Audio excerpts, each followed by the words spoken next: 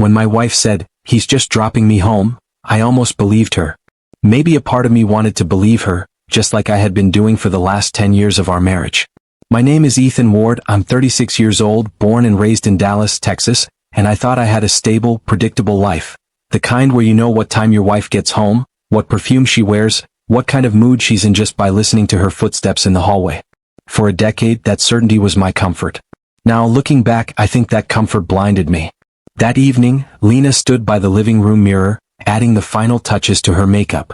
She said her office team had a dinner meeting, some important client introductions, something she'd repeated enough times for me to not question it. But tonight, there was something different in the way she said it. Her tone was softer, lighter, almost rehearsed. The kind of soft you hear when someone is trying to hide a tremor. She wore a dress I hadn't seen in months, one she usually saved for special occasions, not for corporate dinners. Her perfume smelled stronger, fresher, like she'd sprayed it twice. Maybe 3 times. I tried to brush the unease aside, telling myself I was just being a paranoid husband, but for the last 3 months something had been shifting. Little things first. Extra makeup on days she claimed she was too tired for anything. A new habit of keeping her phone face down even when she was cooking. Those late nights when she'd say she was catching up on work but came home with a kind of glow I couldn't explain. And the way she'd angle her body slightly away from me when she'd talk about her day, as if her stories were shorter than they used to be. Thinner. Missing pieces. When she came downstairs, purse in hand, ready to leave, she casually mentioned, "Oh, by the way, Ryan will drop me home tonight. Saves me the Uber." I nodded slowly, pretending not to notice how tightly she held onto the strap of her purse. Ryan. I'd met him once.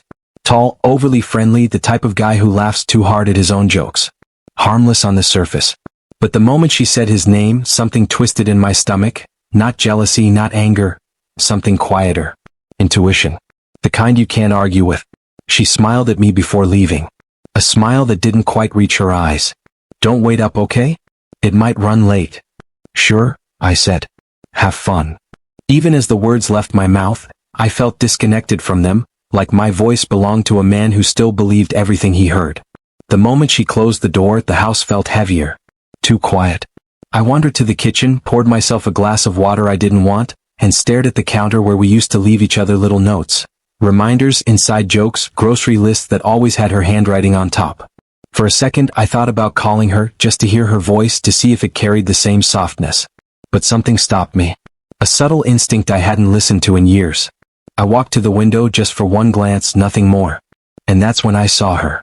Standing beside Ryan's car at the curb. It wasn't the way she stood, it was the way she laughed. A small, polite laugh she'd never used with me. The kind people use when they're trying to look happy for someone else's benefit. She got into the car quickly, smoothing her dress. Ryan leaned slightly toward her as he closed his door. Too familiar. Too comfortable. I kept watching, telling myself I was being dramatic, ridiculous even. People can laugh. People can stand close. People can share cars. It didn't mean anything, right? But then their car pulled away from the curb, and as they approached the intersection, I leaned closer to the window. The light turned green. They moved forward. And then Ryan took a right turn. The right. Home was left. My chest tightened instantly. Hard. Like someone grabbed my ribs and squeezed with everything they had. I stared at the empty road where they should have gone, my breath stuck somewhere in my throat. That turn wasn't just a shortcut. It wasn't another route. That right turn led away from neighborhoods and homes and streetlights. It led toward the older industrial district, quiet at night, empty, forgotten. A place we had no reason to be anywhere near. A place she had never mentioned. I don't remember grabbing my keys or locking the door. I only remember the cold rush of wind on my face when I stepped outside, the heavy thump of my heart urging me forward. I got in my car, started the engine, and pulled onto the road, not fast, not reckless, calculated. Careful. Calm in a way I didn't expect. A calm that came from the realization that something was wrong. Not maybe wrong. Not possibly wrong. Wrong. The car ahead grew smaller, distant, but still visible. I kept just enough space to stay unseen. My hands were shaking on the wheel, not from fear but from clarity. The clarity you get when the truth stands right in front of you, waving its arms, daring you to follow it. This wasn't suspicion anymore. This was instinct. And for the first time in my entire marriage, I listened to it. This wasn't the road to our house. It was the road to a place we had never gone together. I kept a 2-car distance between us as Ryan's taillights flickered red ahead of me. The night air outside felt colder than usual, and every mile we drove farther from home, the more I felt my heartbeat climbing into my throat. I kept telling myself to stay calm, to breathe, to think, not react. But my thoughts kept circling one question I didn't want the answer to. Why was my wife going in the opposite direction of our house at 10:30 at night with a man she barely mentioned? Dallas at night has a certain stillness. Empty lots, pale street lamps, long shadows stretching over old brick warehouses.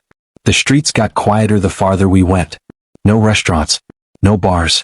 No office buildings. Just cold, empty industrial roads where no one had any reason to be unless they wanted to be unseen. I slowed my speed, letting another car slip between us for cover. Ryan didn't notice. He was too busy leaning slightly toward Lena as they talked. I couldn't hear them, but I could see their silhouettes. Her head tilted toward him, the shape of her hands moving as she spoke. I had seen her talk like that before, but only with her sister or her closest friends. Comfortable. Unfiltered. Familiar. And now she was giving that familiarity to another man. They passed 2 intersections where they easily could have turned back toward the highway, but they didn't.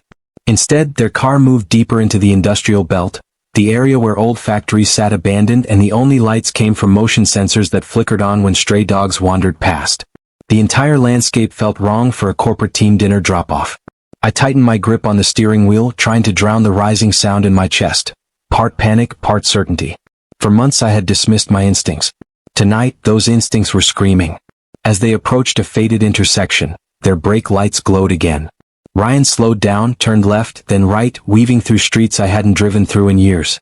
My stomach twisted harder.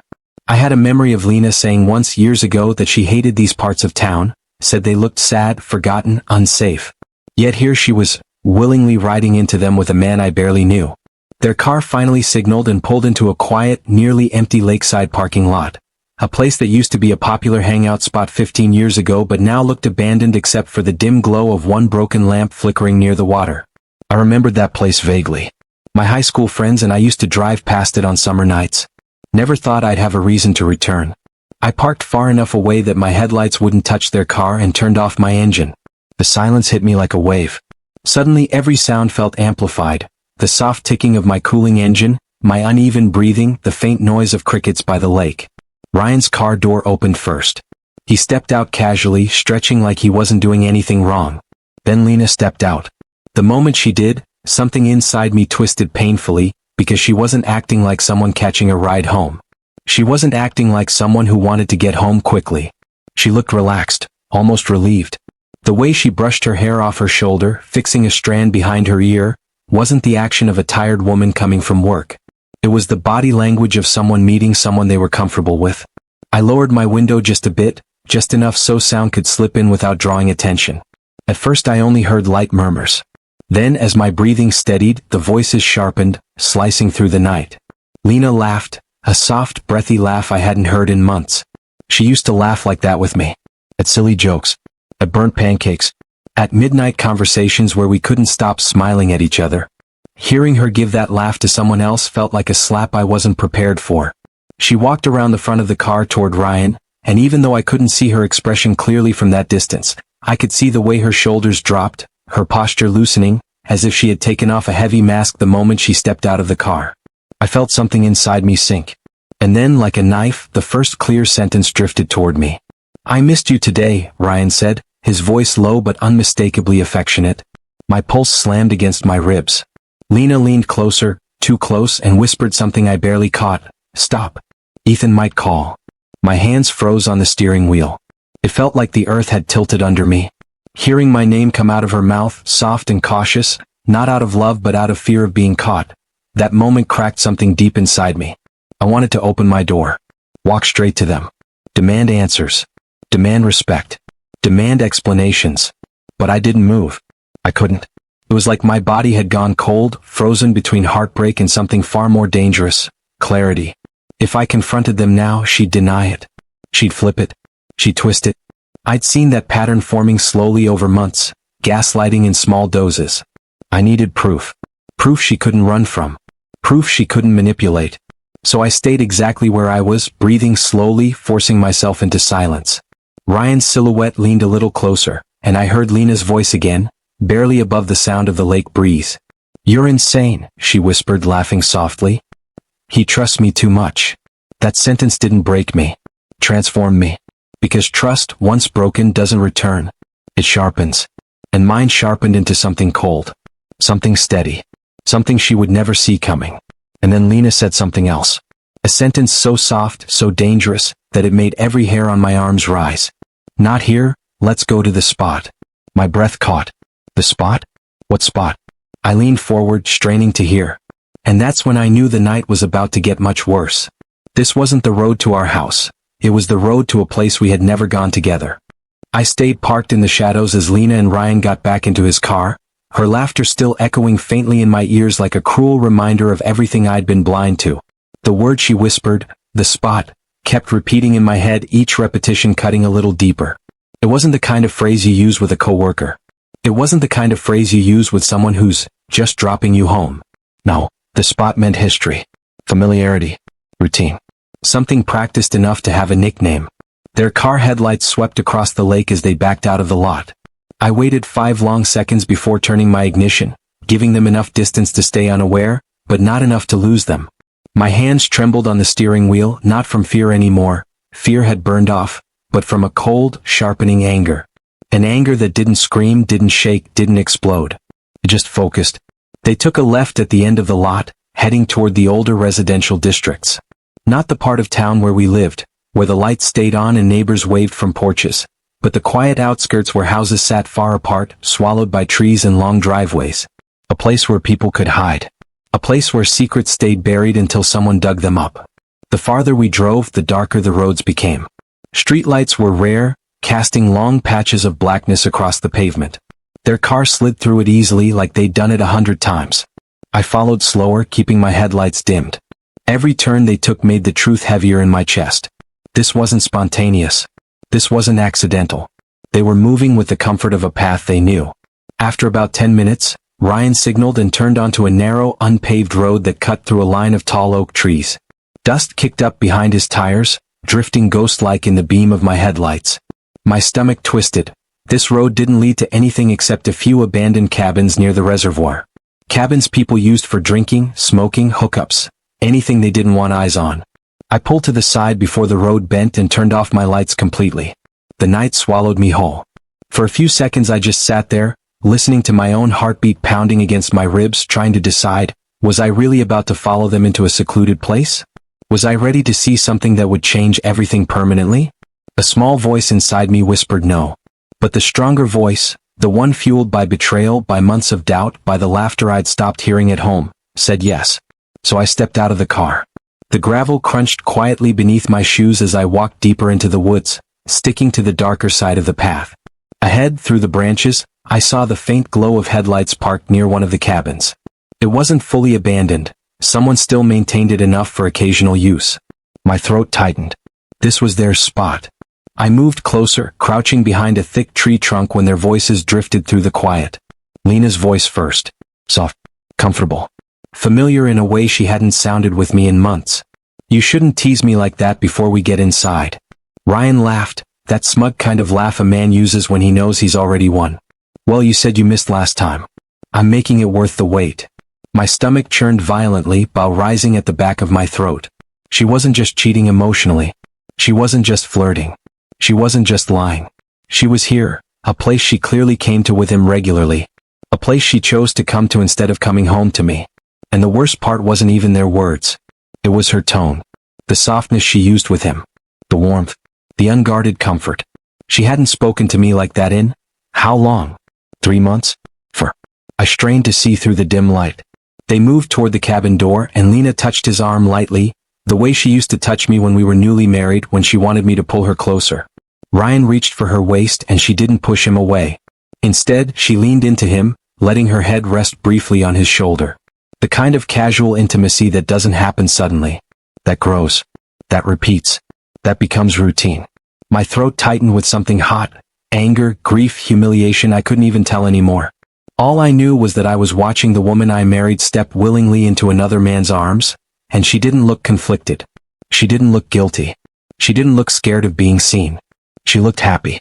My breath caught painfully as Ryan unlocked the cabin door and they stepped inside, silhouettes disappearing into the darkness. The door shut behind them with a soft click. A click that felt like it echoed directly inside my chest. For a moment, everything around me went painfully quiet. The trees, the wind, even the insects, as if the world held its breath with me. I had the truth. I had the worst-case scenario confirmed in front of my eyes. I had everything I needed to confront her. But confrontation wasn't the plan tonight. Not yet. Not here, where she could lie, where she could twist things, where emotions could cloud everything. I needed time. I needed evidence. I needed a plan she couldn't escape from. And above all, I needed her to have no idea that I knew. I took one long, steady breath, letting the cold night air settle the shaking in my chest. Then I stepped back quietly, making sure no noise betrayed my presence. I walked toward my car with a new clarity, a painful, razor-sharp clarity. Tonight, I didn't lose my marriage. My marriage had been gone long before tonight. Tonight, I found out who Lena really was. And tomorrow, she would find out who I could become. But before I reached my car, before I even touched the door handle, I heard something. A sound that froze me in place. A sound that wasn't laughter or whispers. It was Lena's voice. Muffled. Urgent. And then, "No, Ryan, stop. Don't say that outside." I turned slowly, my blood turning to ice. Whatever she didn't want spoken out loud was exactly what I needed to hear next. I froze with my hand hovering over the car door, Lena's muffled voice drifting through the trees like a warning I hadn't expected. "No, Ryan, stop. Don't say that outside." Her tone wasn't playful anymore. It carried urgency, fear, or maybe guilt. I couldn't tell yet. But it made something in my stomach twist hard enough to root me to the ground. I slowly stepped back from my car, moving closer toward the cabin again, each crunch of gravel under my shoes sounding like thunder to my ears. I crouched behind a thick, old tree, pressing my back against the rough bark as I strained to listen. The door to the cabin had cracked open ever so slightly, letting out a thin sliver of warm yellow light. Their shadows moved inside, shifting in a way that made my chest tighten. Then I heard Ryan's voice, low, annoyed, careless. "What? He's not here. He never is. That's why this works." My jaw clenched so tight my teeth hurt. That's why this works. Like their little arrangement was some sort of system. Like my marriage was a joke they shared behind my back. Lena shushed him harshly. "Just get inside, please." The woods carry sound. Her worry didn't comfort me. It enraged me. She was scared he might say something outside. Not scared that she was betraying her husband. Not scared of what she was doing. Only scared of being heard. They shut the door again, leaving me outside with the truth pressing down on me like a weight. I should have left right then. I should have gone home, pretended I knew nothing, planned everything calmly. But hearing Ryan's careless tone, hearing Lena's urgency, it felt like someone had grabbed my heart and squeezed.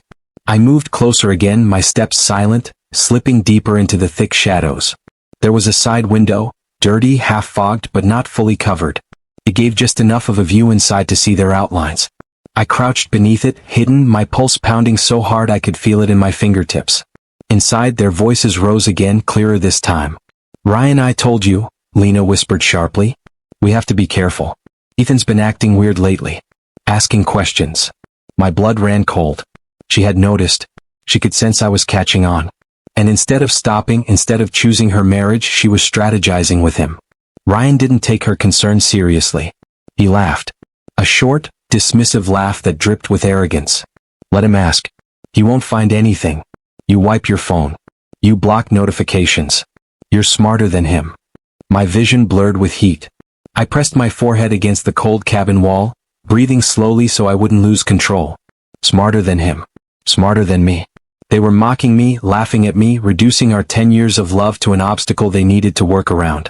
I forced myself to keep watching. Lena paced the small room, her silhouette sharp against the dim cabin lights. She looked agitated, rubbing her arms, shaking her head as Ryan stepped closer, too close, and placed his hands on her shoulders. "You worry too much," he murmured. "He won't leave you. Guys like him never do." Her silence was worse than anything she could have said. Then Lena whispered something that cracked something deep inside me. "It's not about him leaving me, it's about him finding out the truth too soon.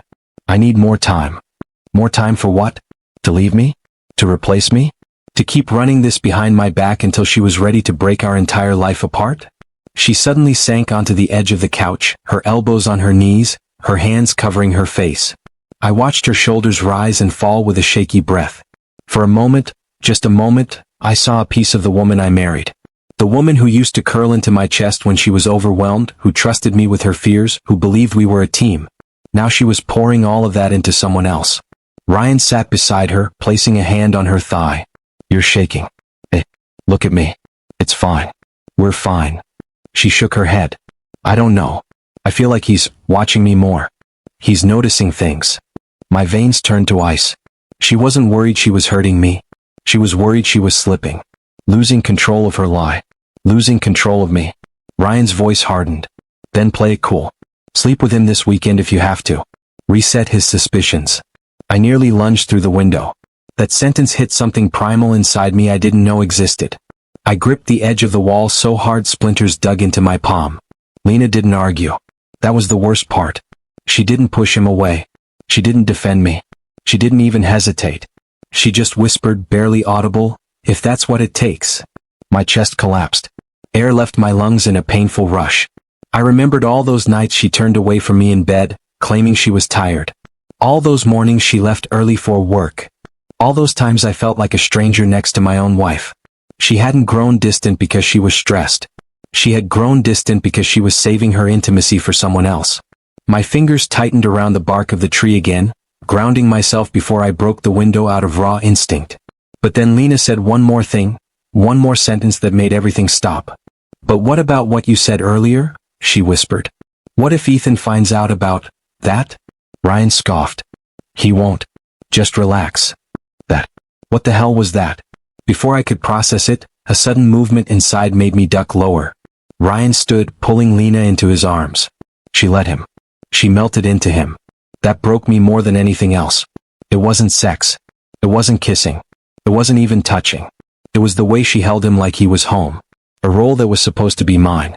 I backed away slowly, my shoes barely touching the ground, my breath shaking in a way I couldn't control. Everything inside me felt numb, my chest, my hands, even my thoughts. I didn't run. I didn't scream. I didn't break in and tear the room apart like part of me wanted. I just turned and walked. Walked back to my car. Walked back into the night. Walked back into a life I now realized had been over long before tonight. And as I opened my car door, one thought hit me so hard it felt like a physical blow. If Ryan and Lena have a secret even deeper than the affair, then whatever comes next is going to destroy more than just my marriage. I sat in the driver's seat for almost a full minute before I remembered how to breathe. My hands were shaking so badly the keys slipped twice before I finally got the engine running. The road back to Dallas was a blur of headlights, dark trees, and the same question hitting me over and over. What did she mean by that? What are they hiding besides the affair? I didn't want to go home. Not yet. Not with that cabin burned into my mind.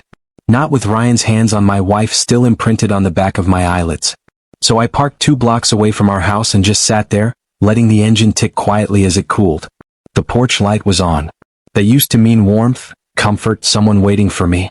Now it looked like a spotlight shining on everything I'd been too blind to see. I walked inside slowly, quietly. Our home smelled like Lena's favorite lavender candles, the same scent she used to spray on our pillows.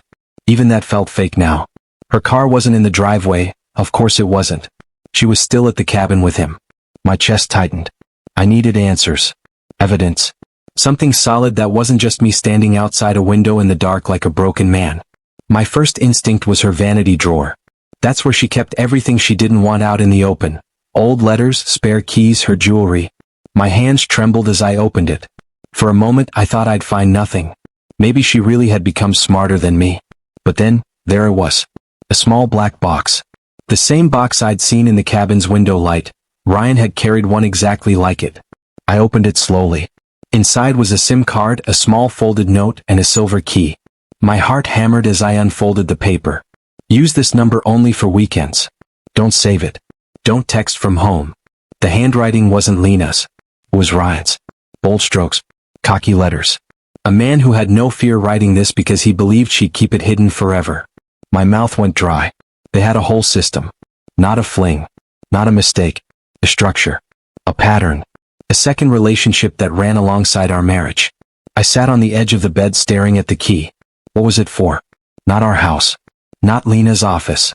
Not the cabin. They wouldn't be stupid enough to use the same lock. Then I remembered something. 2 months ago, Lena had mentioned renting a private studio space for her work. Somewhere quiet, away from distractions. She said it helped her reset when life got stressful. I had even encouraged her. I had financed it. I had been helping her cheat without knowing it. Anger rose so quickly I couldn't sit still. I went downstairs pacing the living room trying to swallow it back, trying to stay rational. That's when my phone buzzed. A message from Lena. Done with dinner. Ryan is dropping me home. Love you, Red Heart. I stared at the screen, numb. She was still running the script. Still playing the same role. Still pretending nothing was wrong. I knew she wouldn't be home for at least another hour. Maybe more. So I grabbed my jacket and left again, following the small address scribbled faintly on the note inside the box. The studio space. 30 minutes later, I was standing in front of an old brick building on the edge of downtown. All dark except for a single window on the third floor glowing faintly. My throat tightened as I recognized the number on the door. She'd written it herself on a work retreat form, 2 months ago. I unlocked the stairwell door with the silver key. The click echoed in the silence. My footsteps sounded heavy against the metal stairs as I climbed. At the top, another door. Another lock. The same key fit. Inside, the room looked nothing like a studio. It was a hidden apartment. A second life. A place built for secrecy. Dim lamps, wine glasses stacked neatly, a small sofa bed, clothes folded in drawers. My wife's clothes. I walked through the space slowly, my fingers brushing over the countertop, the unwashed mug, the framed picture of a mountain sunset. Something Lena always said she wanted to see with me one day. There were 2 jackets hanging by the door. Ryan's cologne clung to one of them. I felt sick. This wasn't a place she used as an escape from work. This was a place she used to escape me. On the small table by the lamp, there were dried flower petals, once a bouquet. A receipt lay beside them, dated only a week ago. Congratulations on your milestone. A milestone. A celebration. A moment shared between them. My pulse pounded loud in my ears, but it wasn't the affair that was killing me now. It was the open question burning through my skull. What milestone? What were they celebrating? My phone buzzed again. A text from Lena. Babe, I'm 5 minutes away. Are you home? I stared at the message in that hidden apartment, my breath cold in my chest. I knew what I needed to do. I knew exactly where I needed to be. And it wasn't here. I walked out, locking the door behind me, making sure everything looked untouched. But before the door fully closed, I said it out loud, in a voice that didn't sound like mine anymore. You built a whole life behind my back, Lena. And tomorrow, I'm going to tear it apart. I didn't know how yet. I didn't know when. But something inside me had snapped into place. And the next move would be mine, not hers. End cliffhanger. Because if that apartment belonged to the 2 of them, then the real question wasn't who she cheated with. It was what she was planning next. I reached home 5 minutes before Lena's car pulled into the driveway. I sat on the sofa perfectly still, the house dark except for one lamp, like a stage set waiting for its actors. My heart wasn't racing anymore. The shaking had stopped. The fear had burned off. All that remained was a cold, focused clarity. The door opened softly. Ethan, she called out, her voice sweet, too sweet. Are you awake? I didn't answer right away. I listened to her footsteps. Light, careful, rehearsed. She only walked like that when she had something to hide. The sound of her keys dropping into the bowl by the entryway made something twist in my chest. How many nights had I believed this was just routine? How many lies had blended perfectly into the sound of her coming home? She stepped into the living room, and when her eyes met mine, she froze. Oh, she breathed. You're awake. I am. She swallowed. I am. Ryan dropped me just now. We had a longer dinner than I expected. Work talk. She smiled, soft and gentle, just like she practiced. I stared at her. How was the spot? Her face drained of color so fast it almost startled me. For a full second she forgot to breathe. That told me more than any lie she could have said. She recovered, forcing a laugh. What spot? I don't know what you're talking about. I didn't respond. I simply held her gaze. Silence is the one thing a liar can't sit in. Lena shifted uncomfortably. Ethan, why are you looking at me like that? You smell like his cologne, I said quietly. Her eyes widened and she instinctively took half a step back. That's ridiculous. You're imagining things. I didn't argue. Not yet. I just watched her. Watched every small twitch beneath her skin. Watched the panic leak through her practiced mask. Where were you tonight? I asked. At dinner, she replied too quickly. With the team. You know that. And after dinner? I came straight home. I stood slowly. She flinched as if she expected me to shout. But my voice stayed calm. Too calm. You sure about that? She forced a smile. Of course. Ethan, what's wrong with you lately? You've been so. Did you forget something at the studio? Her entire body went still. A full body freeze. The kind you can't fake. I don't know what you mean, she whispered. You should, I said. It's your name on the lease. Her lips parted, no sound coming out. I walked past her toward the kitchen, and she followed like her feet moved without her brain. I pulled open her purse gently, without anger, without drama. Her hand shot forward to stop me. Don't. But I already had it. The silver studio key. Her breath caught violently. Where did you get that? She whispered. I could ask you the same thing. She stared at the key like it was a loaded gun aimed at her chest. Ethan, you're misunderstanding. That place is not. It's where you live, I interrupted softly. Your real life. The one where you don't need to pretend with me. Her voice broke. Ethan. You go there with him, I continued. You take your clothes there. You keep wine there. You sleep there. No, she gasped, shaking her head. It's not like that. It's not. Please listen to me. I did listen, I said. From outside the cabin tonight. Her legs buckled. She reached for the counter to steady herself, her face collapsing into raw panic. I had never seen her cry like that, not from sadness, not from guilt. This was fear. A deep, specific fear. Ethan, oh God, please tell me you didn't hear everything. That line hit me like a punch. Not, please tell me it isn't what it looks like. Not, please let me explain. Not, I'm sorry. Just, please tell me you didn't hear everything. I stepped closer, my voice low. What are you really afraid I heard, Lena? She trembled. Nothing. Nothing. I swear. You said something about him finding out the truth too soon. Her head snapped up. And you said there was something I can't find out.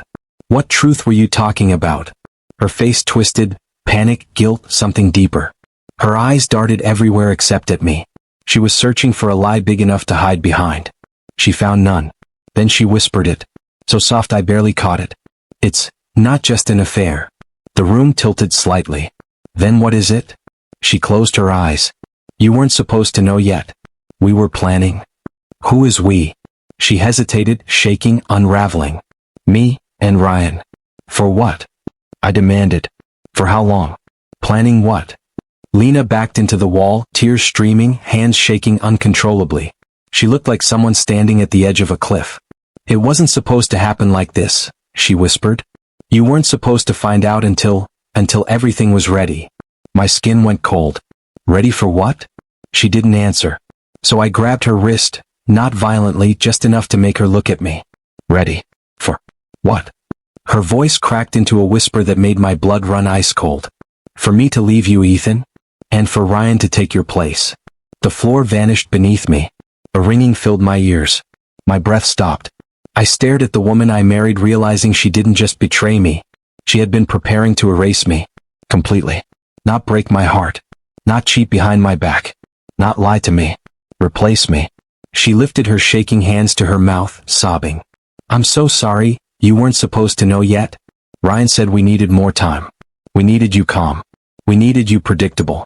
We needed. I stepped back as if she had stabbed me. Needed me predictable. Needed me calm. Needed me out of the way. Needed me unaware. Like prey. The truth hit me harder than the betrayal itself. This wasn't a simple affair. This wasn't love. This wasn't lust. This was a plan. A plan I wasn't meant to survive emotionally. Maybe not even physically. As she cried in front of me, begging for forgiveness, I didn't feel heartbreak or rage anymore. I felt something far colder. Because I finally understood the truth. My wife and her lover hadn't just betrayed me. They were preparing to remove me from my own life. I didn't sleep that night. Not for a second. While Lena cried in the bedroom, curled up in a corner like a child who finally got caught, I sat alone on the sofa with every light in the house turned off. I stared at the dark window, watching my own faint reflection, someone I barely recognized anymore. My heart wasn't breaking. It was recalibrating. Reassembling itself into something sharper, colder, more aware. By morning, Lena had cleaned herself up. She walked into the living room wearing a soft sweater, no makeup, hair tied back, the innocent version of herself she used only when she needed to manipulate emotions. I had seen this look before on smaller issues. But now it felt like a performance for a role she no longer deserved to play. "Ethan, please," she said carefully, as though approaching a wild animal. "Let me explain. You deserve that much." I didn't look at her. Explain what first? The studio? The key? The lies? The phone? Or the part where you and Ryan planned to replace me? Her chin quivered. "It wasn't like that." "Then tell me," I said, my voice calm and terrifying even to myself. "What exactly was it like?" She sat across from me, wringing her hands until the knuckles turned white. "It started months ago. I wasn't planning anything at first. I swear. It just happened." She paused. "You were distant. Working late. I felt alone." I almost laughed. "So you found someone to fill the silence?" "No," she whispered. "I found someone who filled the space you left empty. Someone who paid attention." Her words should have cut deeper. They didn't. Maybe because I knew they weren't the real story. "So when did he convince you to leave me?" She closed her eyes. "A few months ago." "And when did he convince you I needed to be predictable?" Her eyes snapped open. Fear flooded them. That single moment told me the answer. That phrase, predictable, belonged to Ryan, not her. I leaned forward. "What was he planning, Lena?" She trembled violently. He said it would be easier if you didn't ask questions. If you stayed calm through everything. If you didn't suspect anything." "Why?" She didn't answer. "Why, Lena?" He just wanted time. Time for us to figure things out before we told you." "That's not an answer." She broke down again, crying into her hands. "I don't know everything he planned. I don't. He said he'd handle things. He said he'd make the transition smooth." "Transition?" I repeated, feeling something icy crawl down my spine. She nodded, sobbing. "Ethan, I swear I wasn't trying to hurt you. I was stupid. I was in too deep. I kept thinking I'd stop. But every time I tried, Ryan would say we just needed a little more time." I stared at her. "Did you ever ask him what smooth meant?" She didn't answer. She didn't need to. The silence said everything. I stood and she flinched like I might hit her. "I never had. I never would. But guilt makes people terrified of the consequences they deserve." "I'm leaving for a few hours," I said. She grabbed my arm desperately. "Please don't go to him. Please don't confront him. He's not who you think he is." "Good," I said, shaking her off. "Because neither am I." I walked out of the house and the cold morning air sliced through me like a knife. I got in my car and drove with no destination. Miles blurred past. The city faded behind me. My hands clenched the steering wheel until they ached. Who the hell was Ryan? Why the secrecy? Why a hidden studio? Why a transition plan? Why did Lena look more terrified at the idea of me confronting him than at losing our marriage? By noon, I found myself parked outside Mike's apartment. My oldest friend, the one person I trusted. He opened the door slowly, studying my face. "Jesus, Ethan, what happened?" I told him everything in one long, breathless explanation. His jaw tightened with each detail. "That guy isn't just sleeping with your wife," Mike said. "He's controlling her." "I know," I replied. "But there's something more." Mike nodded. "Then we dig." For the next 2 hours we pulled everything: LinkedIn, social media, workplace info, criminal records, phone data. Ryan seemed normal on paper. Too normal. Clean. Perfect. Polished. A fake kind of perfect. Then Mike found it. A name change. 2 years ago. No reason listed. No details. No family ties. Just a new identity. Mike looked at me slowly. "Your wife didn't cheat with some coworker, Ethan. She fell into something else." My stomach twisted. "Into what?" He looked at me grimly. "Something dangerous." I sat frozen. The room spun. Every instinct inside me screamed the same thing. Ryan didn't love my wife. He was using her. For something big. Something strategic. Something that required me out of the picture. And Lena knew part of it, but not all. Mike grabbed his keys. "We're going to that studio. Right now." My pulse pounded. "Why?" "Because if Ryan has a plan that involves you gone," he said quietly, "there's only one place that will have the answers." I nodded slowly, dread filling every corner of my body. And as we walked out the door, one thought repeated in my mind, louder than everything else. If Ryan knew I followed them last night, he might already be preparing for the next step. End cliffhanger. I didn't just fear the truth anymore. I feared we were already too late to stop whatever Ryan had set in motion. Mike drove while I stared out of the window, every breath tight, every thought heavier than the last. Ryan wasn't just cheating with my wife. He wasn't just renting a random studio. And he wasn't just planning to ease me out of the marriage. There was something underneath all of it, something calculated, organized, and deliberate. A man doesn't change his name for no reason. A man doesn't hide a second apartment for something innocent. And a man doesn't tell a married woman that her husband needs to stay predictable, unless he's planning something far more dangerous than love. When we reached the building, the parking lot was quiet, too quiet. The studio door was on the second floor, tucked away at the far corner like something meant to be forgotten. I held the key Lena kept hidden. I slid it into the lock. My hand shook, not from fear, but from the certainty that my entire life was about to split open. Inside, the place smelled like cologne and wine. Clothes thrown in corners. A blanket tossed on the couch. A wine glass still half full. The room was dim, soft lights glowing like a hotel scene. But what disturbed me wasn't the intimacy, it was the order. A whiteboard with dates, names, times, hours, mine included. A schedule. A damn schedule. My stomach dropped. What the hell is this? Mike whispered, stepping closer. 4 columns. 1 for me. 1 for Lena. 1 for Ryan. 1 for someone named Keller. I'd never heard that name before. Mike grabbed the corner of the board. This isn't an affair, Ethan. This looks like... He didn't finish. Because the door behind us clicked. We turned. Ryan stood there. Right in front of us. Tall. Calm. Hands in his pockets like he'd been expecting us. He looked at me, not angry, not afraid, just amused. You weren't supposed to be here yet, he said softly. Every hair on my body stood up. Mike stepped in front of me. Back up. Right now. But Ryan wasn't looking at him. He was studying me like a scientist studying a specimen. Ethan, he said with an unsettling friendliness, this is unfortunate timing. My voice came out cold. Why did you want her to leave me slowly? Why, predictable? Why the schedule? What is all this?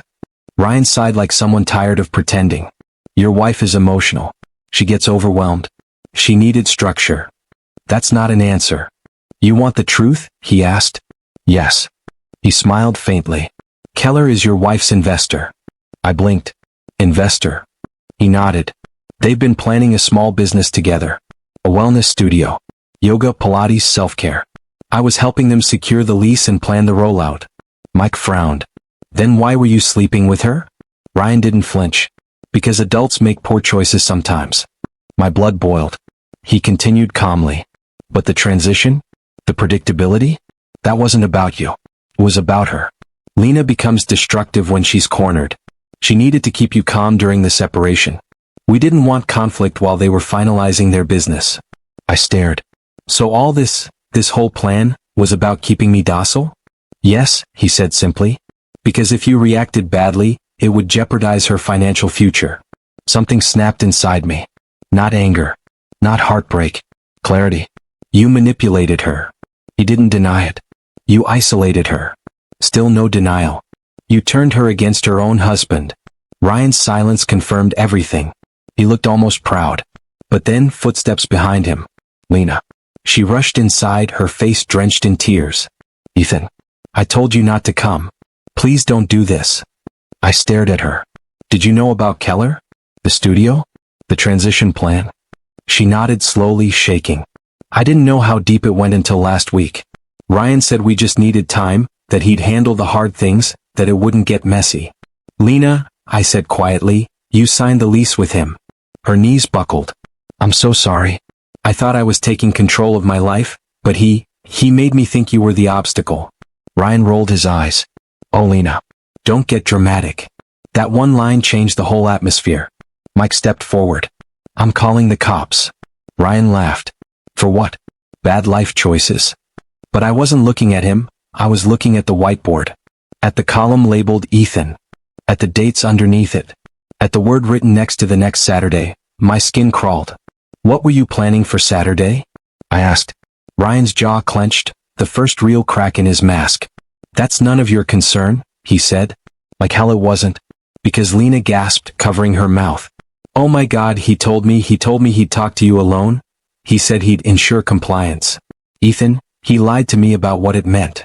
Everything in my body went numb. I stepped toward Ryan. And for the first time he stepped back. Good. He should. Mike grabbed my arm. Ethan. Let's go. He was right. This man didn't deserve my rage. He deserved consequences. Real ones. I turned to Lena. I'll let the lawyers handle everything now. Pack your things. Don't come back to the house until you're served. She collapsed to the floor sobbing. Ryan's face twisted with anger that he finally lost control. We walked out, locking the studio behind us. The air outside felt different, clean, cold, new. As Mike drove, he looked at me carefully. You okay? I nodded slowly. I'm done living in someone else's manipulation. End cliffhanger / final emotional punch. I didn't lose a wife that night. I lost the woman she had become, and gained back the man I used to be. If you felt even a fraction of what I went through, then you know betrayal cuts deeper than any wound. If stories like mine help you see the red flags earlier, or remind you of your own strength, please hit the like button. Subscribe if you want more real, raw stories like this. And tell me in the comments, what would you have done if you were in my place?